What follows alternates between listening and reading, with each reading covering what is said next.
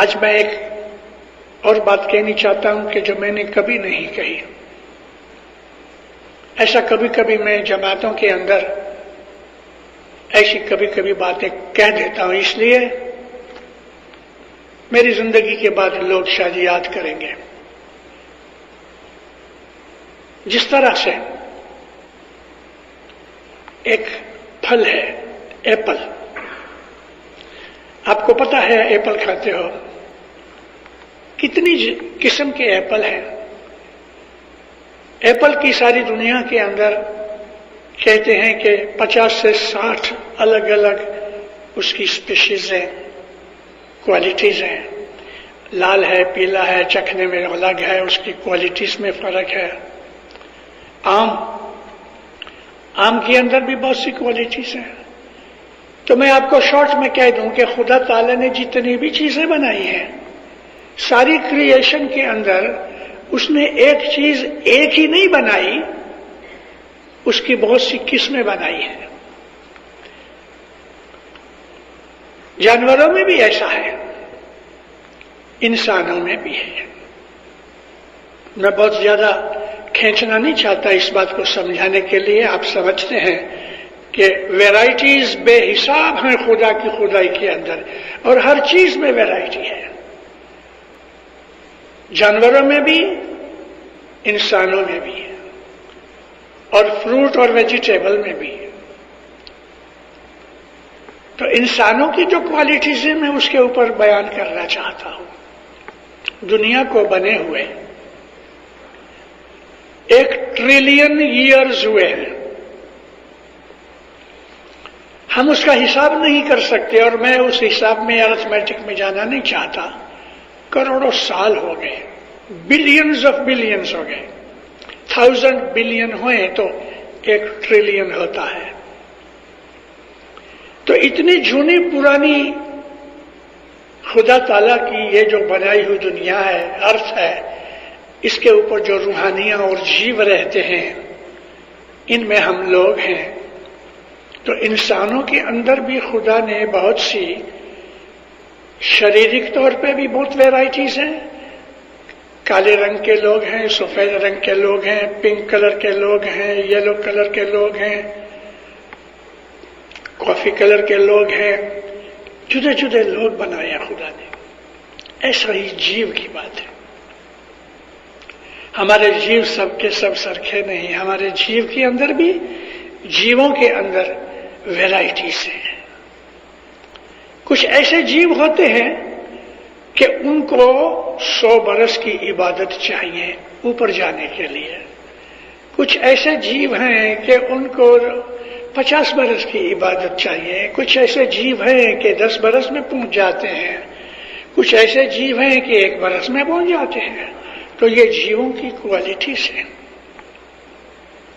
ان جیووں کی کوالٹیز کو ہر آدمی اگر یہ چیز سمجھ سکے کہ میں کون ہوں، میرا درجہ کیا ہے، میری کوالٹی کیا ہے، تو اس کو یہ سمجھنے کے لیے ٹائم چاہیے، لرننگ چاہیے.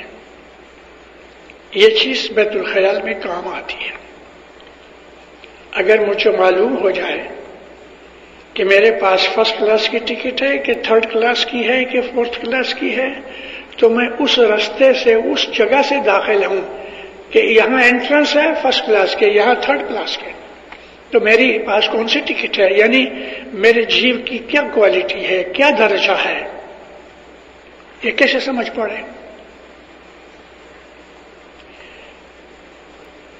یہ سمجھنے کے لیے آپ اپنے اندر جاؤ اور ایک کاغذ لے کے، پہلے اندر جاؤ خیال سے، کاغذ لے کے اب خیال کرو، اپنی بدیاں برائیاں نوٹ کرو. میں آپ کو طریقہ بیان کر رہا ہوں کہ میرے جیو کا درجہ یا میرے جیو کی ویرائٹیز کیا ہے، میں وہ بتانے کے لیے طریقہ بتاتا ہوں. اپنی برائیوں کی لسٹ بناؤ. خود آپ کو اس وقت پتہ لگ جائے گا، لیکن ایک ہی سٹنگ میں شاید یہ نہ بھی بن سکے، کیونکہ بعض برائیاں ہمارے اندر ایسی ہیں کہ جس کو ہم نہیں مانتے کہ میں نے برائی کی ہے. یہ ایک ڈیٹرنٹ چیز ہے، یعنی مطلب یہ ہے کہ یہ اچھی چیز نہیں ہے. اس کے لیے سرخیریت ہے، اچھائی ہے، پیور سنسیئرٹی سے اپنی لسٹ بنانی چاہیے. اور یہ لسٹ جب بن جائے تو کچھ دنوں تک روز اس کو پڑھو.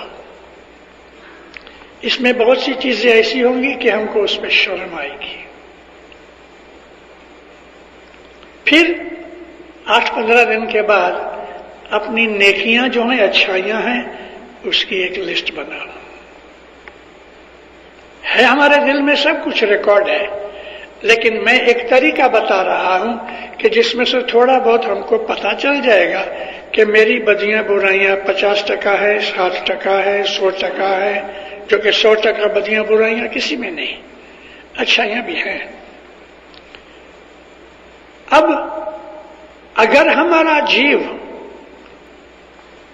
فرسٹ یا سیکنڈ کلاس کا ہے تو ہم کو خود کو پتہ لگ جائے گا کہ یہ چیز میرے لیے اچھی نہیں.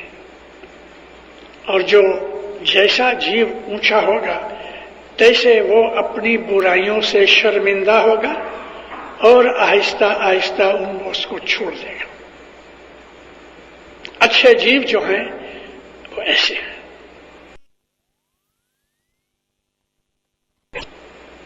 اچھے جیو ہیں وہ خدائی صفت والے ہیں. ہری گن سنت سدا سر مورے. ہری کے گن والا حضرت امام کے اندر جو خصلتیں ہیں، اس کی جو عادتیں ہیں، اس کے جو اندر گن ہیں، وہ گن میرے میں کتنے ہیں اس کے اوپر سے آدھار ہے. کیا میں دیا کرتا ہوں، کسی پہ رحم کرتا ہوں، کسی کی مدد کرتا ہوں؟ کسی نے میرا برا کیا تو میں امیجیٹلی غصے ہو کے دوڑ پھوڑ کر دیتا ہوں. یہ سب چیزیں خود ہمارے اندر جو مولا نے کانشیسنس رکھی ہے اس سے ہمیں یہ پتہ لگے گا. پھر اس سے زیادہ پتہ لگے گا ہم کو صبح کی عبادت میں. عبادت میں آپ بیٹھو تو 2-3 منٹ ضرور اس پہ خرچ کرو پہلے عبادت شروع کرنے سے پہلے کہ یا مولا میری بدیاں برائیاں دور کر دے، یا مولا میرے گناہ بخش دے، یعنی مجھے گناہوں سے بچا. اور ایک اور بات ہے، گناہ کی سمجھ آنی چاہیے. کیا چیز گناہ ہے، کیا چیز گناہ نہیں. تو گناہ کی سمجھ بہت ضروری ہے عبادت والے کے لیے. ہمیں گناہ کی سمجھ آنی چاہیے. نہیں یہ چیز بری ہے، مومن اس سے دور رہتا ہے. جیو کی کوالٹی کے حساب سے ہماری منزل اور ہمارا سفر طے ہوتا ہے. میں نے ابھی آپ کو عرض کی کہ کسی کو 1 برس لگتا ہے، کسی کو 150 برس لگتے ہیں، کسی کو ساری زندگی نکل جاتی ہے، کچھ بھی خبر نہیں ہوتی، 2-3 زندگیاں نکل جاتی ہیں. لیکن جیسے جیسے ہمارا جیو اوپر چڑھتا رہے گا، ایک ہی جیون کے اندر، ایک ہی لائف کے اندر یہ سب کچھ حاصل کر لینا پاسبل نہیں ہے، سوا کہ ان کے لیے کہ جو پہلے سے اعلیٰ درجے کے جیو ہوتے ہیں. وزیر ریمو گوادر والا، اس کا ذکر مولانا بیت الخیال کی فرمانوں میں کیا ہے سلطان محمد شہزادار نے. وزیر ریمو گوادر میں رہتے تھے اور وہ پیر سبز علی کے استاد تھے. سبز علی مشنری جب ہی جوان تھے، 18-20 برس کی عمر میں رستہ چوک گئے، اور اس کی ماں تھی میگ بائی. چھوٹی عمر میں باپ گزر گئے تھے. رمضان علی نام تھا ان کا. میگ بائی ماں نے بہت ہاتھ پاؤں پکڑ کے مولا سے دعا کی، اور مولا نے پھر سبز علی کو کہا کہ تم گوادر جاؤ اور ریمو مکھی کی نوکری کرو. سبز علی گوادر گئے اور ریمو مکھی کی نوکری کی.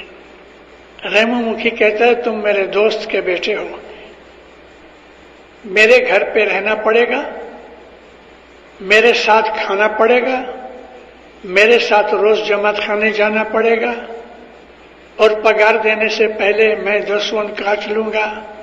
یہ سب شرطیں منظور ہیں تو میری نوکری کرو. اس نے کہا منظور ہے. اس نے سبزلی کو وہ بنا دیا کہ جو دیکھو آج ہم اس کو پیر کہتے ہیں، پیر سبزلی. سلطان محمد شاہ نے اس کو پیر کا درجہ دیا. اب جوانی کے اندر راستہ چوک گیا، بد لوگوں کے ساتھ رہا، سب طرح کے دھندے کیے، لیکن اونچی کلاس کا جیو پہلے سے تھا. کچھ گناہ کی وجہ سے نیچ کام میں پڑ گیا، لیکن اونچی کلاس کا ہونے کی وجہ سے جیو کے اندر جو ابھیلاشا تھی نا وہ موجود تھی.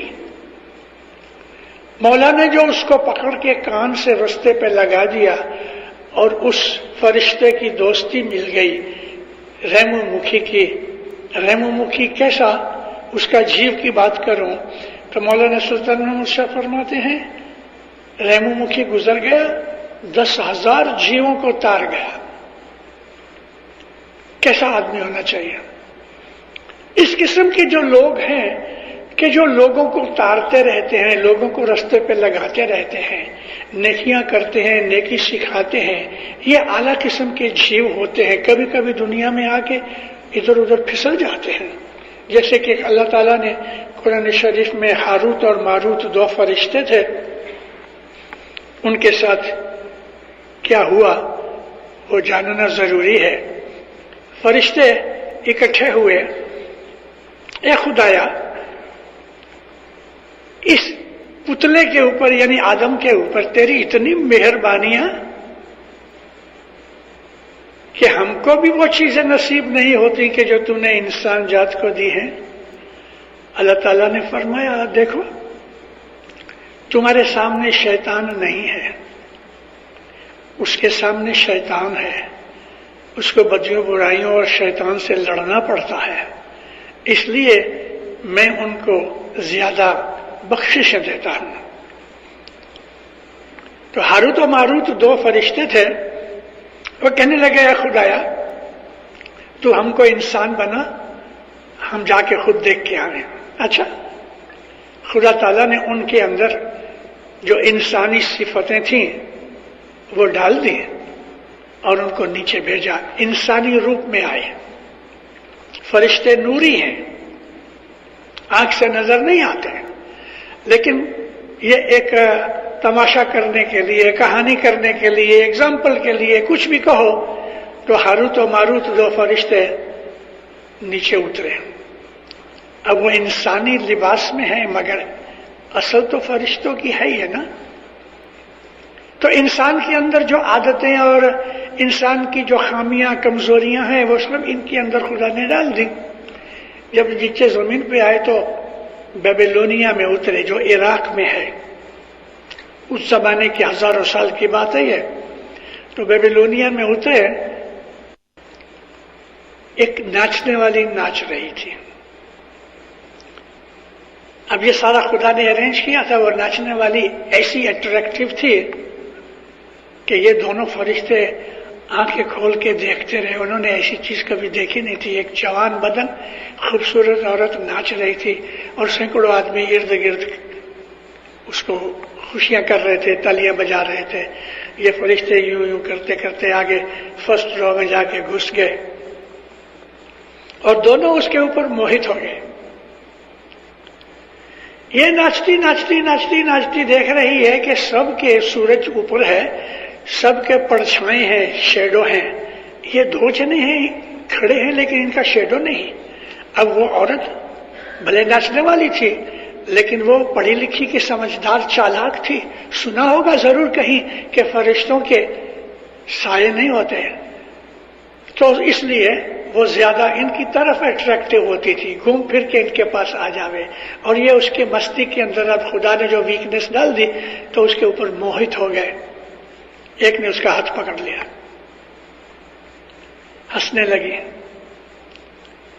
اس کو کہتے ہیں چل تو ہمارے ساتھ چل.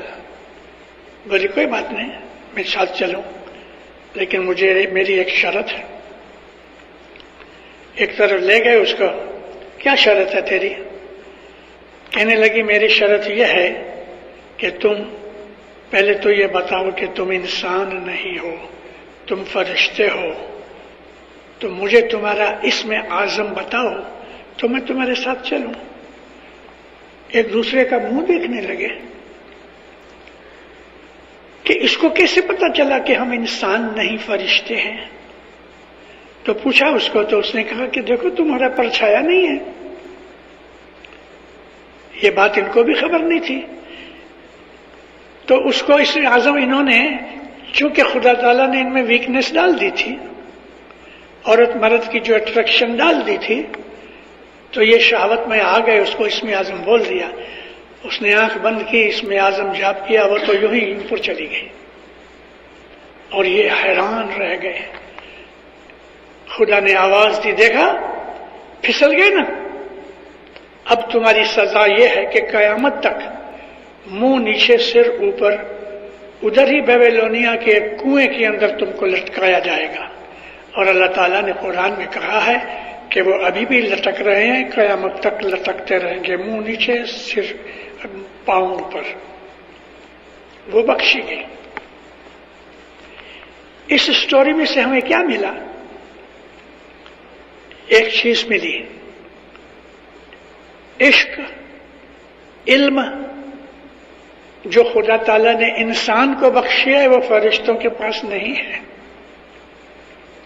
اور اس لیے انسان کے سامنے بہت بڑی بے حد زبردست چیزیں ہیں، علم اور عشق، محبت. اس کے لیے دونوں رستوں میں دکھ اور تکلیفیں بہت ہیں. تو دونوں رستوں میں دکھ تکلیفیں ہونے کی وجہ سے خدا کی بخششیں بہت ہیں جو فرشتوں کو نہیں ملتی. پھر شمس ماں باپ کا بھی قول کہ ست صبوری کھمیا دیا. یہ وہ چیزیں ہیں دینداروں جو ہمارا حاضر امام اپنی رحمت سے ہمیں بار بار گھڑی گھڑی بولتا رہتا ہے. Ethics of Islam. ایتھکس کا مطلب ہے نیک اعمال. ایتھکس کا مطلب ہے نیکیاں، وہ چیزیں کہ جو اچھی ہیں، جس کے اندر نہ کسی دوسرے کا نقصان ہے نہ تمہارا نقصان ہے. چھوٹے سے ایتھک کی بات کروں، چھوٹا سا ایتھک.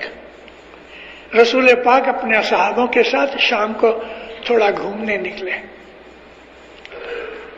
مدینے کی چھوٹی چھوٹی گلیاں، نبی بات چیت کرتے جاتے ہیں، چلتے جاتے ہیں. رستے میں ایک پتھر پڑا تھا، بڑا پتھر تھا. رسول اللہ نے اس کو پاؤں کی ٹھوکر مار کے ذرا سائڈ میں کر دیا. تو ایک صحابی ایک بولتا کہتے یا نبی کوئی ضرورت نہیں تھی ایسا کرنے سے، آپ ہم کو بول دیو. نبی فرمایا کہ دیکھو میں نے اس خیال سے اس کو ہٹا دیا کہ رات کے اندھیرے میں کسی کو ٹھوکر لگ جائے گی تو زخمی ہو جائے گا. یہ ایتھک ہے. دوسرے کی بھلائی کا خیال کرنا یہ ایتھک ہے. میرے کسی اعمال سے کسی کو نقصان ہوتا ہوگا وہ میں نہ کروں، یہ ایتھک ہے. بعض دفعہ ہم گاڑی اس طرح پارک کرتے ہیں کہ دو گاڑیوں کی جگہ لے لیتے ہیں، تو ہم نے ایک آدمی کا حق لے لیا. چھوٹی سی بات ہے، لیکن جو عبادت والے لوگ ہوتے ہیں نا، وہ ان تمام چھوٹی چھوٹی باتوں کے اوپر بھی عمل کرتے ہیں اور ان کی نظر رہتی ہے، وہ کوئی چیز بھولتے نہیں ہیں. میں گاڑی اس طرح پارک کروں کہ دوسرا بھی پارک کر سکے، یا میں ایسا کام کروں کہ جس میں دوسرے کا نقصان نہ ہوتا ہو. اس کے اندر جو آدمی عبادت میں جاتا ہے، اندر جا کے اپنے خیالوں میں پڑا رہتا ہے، اپنی بدیاں برائیاں یاد کرتا ہے، وہ عبادت کرتا ہے. اپنی بدیوں کو یاد کرنا عبادت میں ہے، اس لیے کہ انسان کے اندر جو کانشسنس ہے، اپنی بدیوں کو یاد کرنے سے ہماری کانشسنس جاگ جاتی ہے. نہیں، میری بھول ہے. مومن آدمی اپنی بھول خود ڈھونڈ لیتا ہے. بہت برس پہلے دار السلام میں چنگومبے ایک جگہ ہے جہاں جماعت خانہ ہے، اپنی اچھی جماعت ہے. میں نے ایک واعظ میں ذکر کیا، وہ واعظ لوگوں کو بہت پسند آئی. میں نے کہا ایک ایسے آدمی ہیں کہ بھول کرنے جاتے ہیں، ہوئی نہیں، اور خبر پڑ جاتی ہے، نہیں یہ بات برابر نہیں، یہ میری بھول ہوگی. یہ اونچے لوگ ہیں، عابد لوگ ہیں کہ بھول کرنے جا رہے ہیں رک جاتے ہیں. دوسرے ایسے آدمی ہیں کہ جو بھول کر لیتے ہیں پھر کہتے ہیں ہاں نقصان ہو گیا, بھول ہو گئی. تیسرے ایسے آدمی ہیں کہ بھول ہو جاتی ہے, سمجھ نہیں آتی, لیکن تیسرا آدمی کہتا ہے یار تو نے بھول کی, اور تب ان کو پتہ لگتا ہے نہیں میری بھول ہو گئی. چوتھے ایسے آدمی ہیں بھول ہو گئی اور ان کو کہو کہ تیری بھول ہوئی تو لڑنے آتے ہیں. آپ نے دیکھا یہ جیووں کی, میں نے نہیں کہا کہ جیووں کے درجے ہیں, یہ 4 درجے نہیں ہیں, بہت درجے ہیں. اس کی بھول ہو گئی ہے اور آپ نے کبھی اس کا خیال کھینچا تو وہ لڑنے آتا ہے, تو کون ہے مجھے کہنے والا, میں نے کوئی بھول نہیں کی. اب ایسا آدمی عبادت میں نہیں آ سکتا کیونکہ وہ ایتھیکل نہیں ہے. ایتھکس کی بہت ضرورت ہے. ہمارے سارے جیون کو نور سے بھر دے گئے اگر ہم عمل اچھے کریں.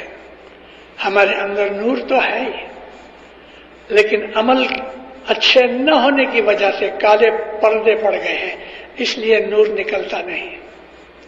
جب تک ہمارے اعمال اچھے نہیں ہوتے, جب تک ہماری زبان, ہاتھ, پاؤں, ناک, آنکھیں, کیونکہ بد اعمال کرنے کے لیے, برے کرنے کے لیے, گناہ کرنے کے لیے یہ ہمارے جو ہاتھ کے جو لمبس ہیں نا, اویو جو ہے, ان سے کام لیا جاتا ہے. اس لیے یہ تمام باتیں بند ہونی چاہیے تو ہمیں عبادت کے اندر آگے بڑھنے کا شوق ملے. بے شمس ماں باپ کا یہ کہنا کتنا ضروری ہے. اس کے اندر ہمارا انت کرن, ہمارا بہار, ہمارے خیال وچار سب کچھ اگر پاکیزہ ہو گئے تو مومنوں ہم کو عبادت کے اندر کوئی مشکل پیدا نہیں ہوگی. پیر حسن کبیر دین کی جو لائف پڑھنے سے, دیکھنے سے ہم کو بہت کچھ سیکھنا ملتا ہے. پیر حسن کبیر دین 500 پارٹ کی یہ جو وینتی ہے اننت اکھاڑا, اس میں یہ محبت کی اور ایتھک کی بہت سی باتیں کی ہیں. تو مومنوں ہمارا جو مذہب ہے یہ فرشتوں کا مذہب ہے, یہ پیروں کا مذہب ہے, یہ رشی منیوں کا مذہب ہے, لیکن ہم نے 4 جگ مار کھائی. ہم وہ جیو ہیں کہ ہم نے 4 جگ مار کھائی, ستجگ, تریتا, دوپر اور اب یہ کل جگ. کل جگ بیٹھا 7000 برس ہوئے, تو ہم نے 40 لاکھ برس مار کھائی. ہم لوگ, ہمارا جیو ستجگ سے چلا آتا ہے. 5 نہ بھولیا 7 میں آیا, 7 نہ بھولیا 9 میں آیا, 9 نہ بھولیا 12 میں نہیں آیا. انت میں لیدوں اوتار, ہم انت کے اندر آئے ہیں. اور جو پیر حسن کبیر دین کو ور ملا انت کے لیے, تو پیر حسن کبیر دین نے اپنی 40 لاکھ برس کی بندگی جماعت کو دے کے ہمیں بچا لیا. یہ پیر حسن کبیر دین کی 40 لاکھ برس کی بندگی کا تپ ہے کہ ہم کو یہ پنتھ ملا اور حاضر امام ملا. اب ہمارے لیے یہ آخری چانس ہے. اس لائف میں جو ہم آگے نہیں بڑھ سکے تو دینداروں ہمارا جیو برباد ہو جائے گا. بہت سی بخششیں ہیں. میں نے ابھی تھوڑا ٹائم پہلے کہیں کہا ہے کہ مولانا سلطان محمد شاہ کا وارہ دیکھا, حضر امام کا وارہ دیکھا. اس جامع میں اس کی دعائیں بڑھتی جاتی ہیں. جب یہ تخت پہ آیا 1957 کے اندر, 57 میں, تو اس وقت اتنی دعائیں نہیں دی ہیں. کہ 10 برس سے اس کی دعائیں بہت بڑھ گئی ہیں. جب سے جماعت یہاں آئی ہے ویسٹرن کنٹریز کے اندر, تب سے اس کی دعائیں بڑھتی جاتی ہیں, کیونکہ ویسٹرن کنٹریز میں گناہ بہت ہے اور وہ فرسٹ کلاس گناہ ہے. فرسٹ کلاس کیوں کہا میں نے؟ کہ وہ گناہ ایسے ہیں کہ گھس گئے ہیں مگر ہمیں سمجھ نہیں آتی کہ گناہ کر رہے ہیں. وہ گناہ بڑے طاقتور ہیں, ایسے گناہ کرتے ہیں کہ ہم کو پتہ نہیں لگتا کہ ہم گناہ کر رہے ہیں. اس کے لیے حضرت امام نے ادھر اپنی جماعت کو بھیج بھی دیا لیکن ساتھ ساتھ بھتہ بھی دیا، دعائیں دی، ہمیں بچانے کے لیے دعائیں دی. لیکن ہمارے اوپر یہ بھی فرض ہے کہ ہم حضرت امام کے فرمان پڑھیں، فرمانوں پہ عمل کریں، ایتھیکل بنیں، اچھے بنیں، نیک بنیں، عبادت کریں، تاکہ ہمیں ادھر ہمیشہ نہیں رہنا، ایک دن مر جانا ہے اور موت کے بعد ہم کو ہماری عبادت کام آوے. مولا آپ کو آباد رکھے، سکھی رکھے، بدیوں برائیوں سے بچاوے، حقیقتی سمجھ دے، نیک توفیق دے. مولانا حضرت امام اپنی فرمان برداری میں رکھے، مولا اپنی میٹھی نظر میں رکھے، مولا گناہوں سے بچاوے، گناہ کی سمجھ دے. مولانا حضرت امام روحانی نورانی بخشش دے. مولانا حضرت امام آپ کے اوپر، آپ کی آل اولاد کے اوپر، ساری دنیا کے اوپر مولا رحم کرے اور اس کٹھن خراب وقت کے اندر سے ہمارا ایمان بچا لے. سکھی آباد رہو.